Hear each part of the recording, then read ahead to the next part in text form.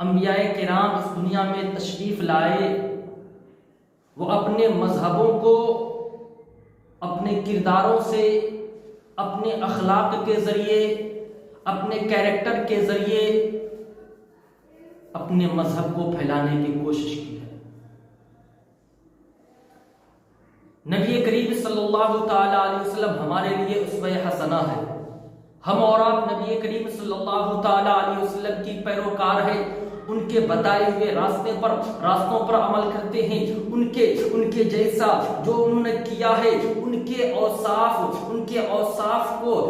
اپنے اندر سمانے کی کوشش کرتے ہیں۔ محترم حضرات، آئیے میں آپ کو بتاتا چلوں، حضرت غریب نواز، خواجہ غریب نواز، ان کے اندر بھی اپنے نانا جان کی صفتیں کچھ موجود تھی، کیونکہ نبی کریم، اور کیوں نہ ہو، کیونکہ وہ سب کے ہادی ہے، وہ سب کے رہبر ہے، وہ اسوہ حسنہ ہے، تو اس اسوہ حسنہ کو قبول کرنا یہ ہماری ذمہ داری بنتی ہے۔ حضرت خواجہ غریب نواز نے اپنے کردار سے، اپنے اخلاق سے بھی اسلام کو پھیلانے کی کوشش کی ہے، اور جس قدر اپنے اخلاق کے ذریعے، اپنے کردار کے ذریعے اسلام کو پھیلایا ہے، جو وہ انسان مسلمان، اور اس کردار کی وجہ سے انسان مسلمان ہوتے چلے گئے ہیں، اسی اخلاق کی وجہ سے انسان مسلمان ہوتے چلے گئے ہیں۔ آئیے میں آپ کو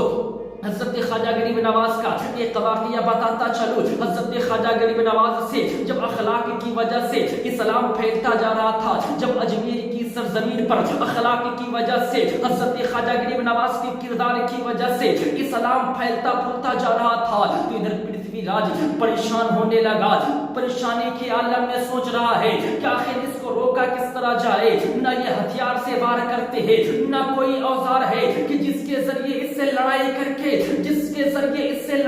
کے اس کا خاتمہ کیا جائے۔ چنانچہ حضرت خواجہ غریب نواز، چونکہ تمام چیزیں، یہ تمام اوزار سے پاک و صاف تھے، ان کے پاس کوئی اوزار نہیں تھا، بلکہ اگر اوزار تھا تو وہ اخلاق کا اوزار تھا، وہ کردار کے اوزار تھا۔ چنانچہ حضرت خواجہ غریب نواز اپنے اخلاق کی وجہ سے ہی اسلام کو پھیلا رہے ہیں، اپنے کردار کی وجہ سے ہی اسلام کو پھیلا رہے ہیں، اس لیے پرتھوی راج چونکہ اخلاق پر انگلی اٹھا نہیں سکتا تھا، کردار پر انگلی اٹھا نہیں سکتا تھا، آخرکار جب پرتھوی راج پریشان ہو جاتا ہے تو اعلان کرتا ہے کہ کون ہے جو خواجہ غریب نواز کو مار دے، کون ہے جو اس درویش کو ہلاک کر دے۔ چنانچہ ایک راجپوت کو لایا جاتا ہے، پرتھوی راج کہتا ہے اگر تو نے اس درویش کو ہلاک کر دیا، اگر تو نے اس درویش کو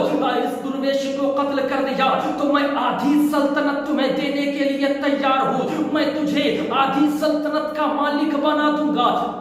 اب ذرا بتائیں کہ سلطنت کا کسے لالچ نہ ہوتا ہے؟ ہر انسان چاہتا ہے کہ میں مال و زر کا مالک ہو جاؤں۔ چنانچہ پرتھوی راج، جس کی انڈر میں بہت سے گاؤں آتے تھے، جس کی انڈر میں بہت سے راجا مہاراجے، چھوٹے چھوٹے راجے مہاراجے بھی آتے تھے، چنانچہ پرتھوی راج نے کہا کہ میں آدھی سلطنت تمہیں دینے کے لیے تیار ہوں۔ چنانچہ اس راجپوت نوجوان کو، کڑیل نوجوان کو، جو طاقت میں بھی مانا جاتا تھا، چنانچہ اس راجپوت نوجوان نے اپنے کمر میں ایک خنجر کو باندھا اور حضرت خواجہ غریب نواز کو قتل کے ارادے سے پہنچ جاتے ہیں۔ جو ہی حضرت خواجہ غریب نواز کے پاس پہنچتے ہیں، کیا دیکھتے ہیں کہ حضرت خواجہ غریب نواز واعظ و نصیحت میں لگے ہوئے ہیں، حضرت خواجہ غریب نواز تقریر کر رہے ہیں، لوگوں کو سمجھا رہے ہیں۔ چنانچہ چند کچھ دیر کے بعد جب حضرت خواجہ غریب نواز کی واعظ و نصیحت ختم ہوتی ہے تو حضرت خواجہ غریب نواز اس نوجوان کی طرف سے چہرہ پھیر کر کے دوسرے لوگوں سے کہتے ہیں کہ جن لوگوں نے جس مراد سے آیا ہے، کیا ان کی مراد پوری ہوئی یا نہیں؟ اگر کسی کی مراد باقی ہے تو اپنی مراد کو پوری کر لے۔ چنانچہ حضرت خواجہ غریب نواز کے کہنے کے بعد کچھ لوگ جن کی مرادیں پوری ہو گئی تھی چلے جاتے ہیں، پھر کچھ لمحوں کے بعد کچھ لوگ اور چلے جاتے ہیں، تب جا کر حضرت خواجہ غریب نواز اس نوجوان کی طرف متوجہ ہوتے ہیں، اس نوجوان کی طرف مخاطب ہوتے ہیں اور ہونے کے بعد کہتے ہیں کہ اے نوجوان، کیا تمہاری جو مراد تم لے کر کے آئے ہو تم بھی اپنی مراد پوری کر لو؟ وہ نوجوان کہتا ہے کہ اے درویش، میں تو اس لیے آیا تھا کہ میں نے سنا تھا کہ آپ کی تقریر بہت اچھی ہوتی ہے، آپ کی باتیں بہت نرالی ہوتی ہے، میں اس ارادے سے آپ کے پاس آیا تھا، میں اس ارادے کو لے کر آپ کے پاس بیٹھا ہوں۔ چنانچہ حضرت خواجہ غریب نواز کہتے ہیں کہ کیا کوئی خنجر لے کر بھی کسی تقریر کو سننے کے لیے آتا ہے؟ کیا کوئی خنجر لے کر بھی کسی کی واعظ و نصیحتیں سننے آتا ہے؟ تو وہ راجپوت تھا، چونکہ وہ بھی تھوڑا سا چالاک تھا، وہ کہنے لگتا ہے کہ ہندوستان کے رواج یہ ہے، ہمارے راجپوتوں کا رواج یہ ہے کہ اپنے کمر میں خنجر باندھتے ہیں۔ تب حضرت خواجہ غریب نواز کہتے ہیں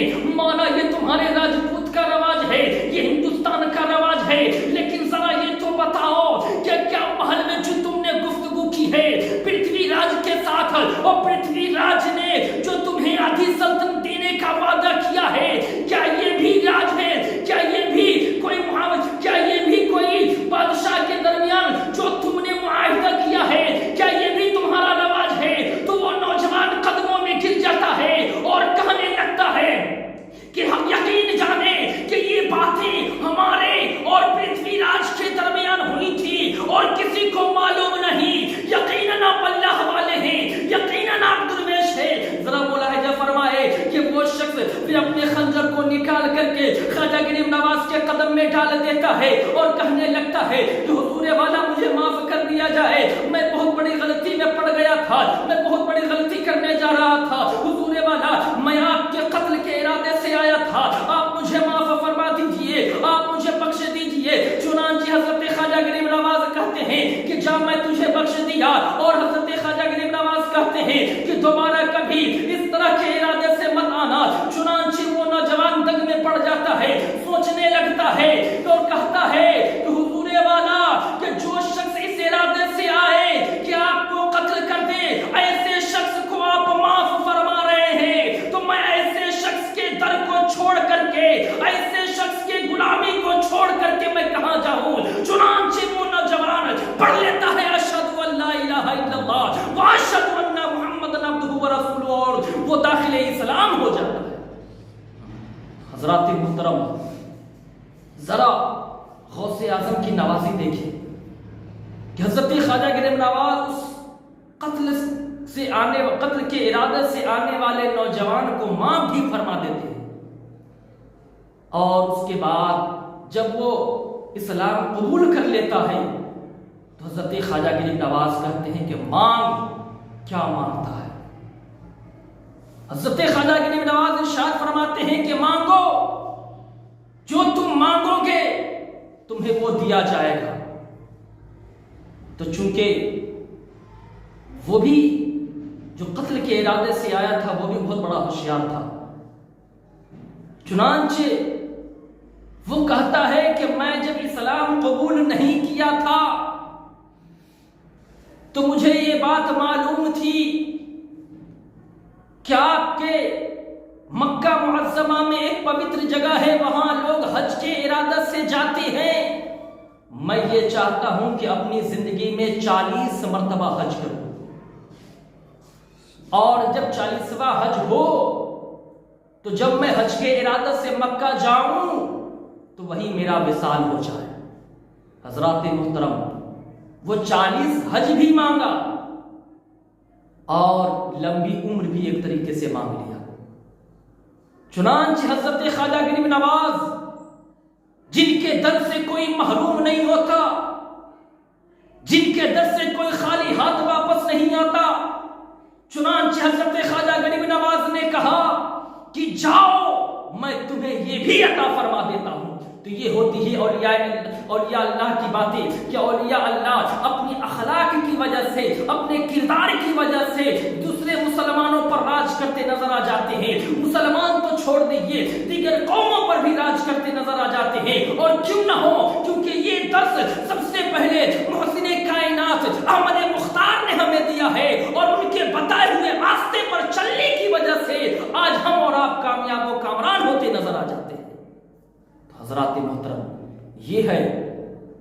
اخلاق کا درس۔ کس طرح حضرت خواجہ غریب نواز نے اخلاق کے ذریعے سے، کردار کے ذریعے سے اسلام کو پھیلایا ہے۔ آج اگر ہم بھی اپنے اخلاق کو، اپنے کردار کو سنوار لیں تو یقین جانیں آج ہمارے کردار کی وجہ سے، ہمارے اخلاق کی وجہ سے بھی اسلام پھیلتا اور پھولتا نظر آ جائے گا۔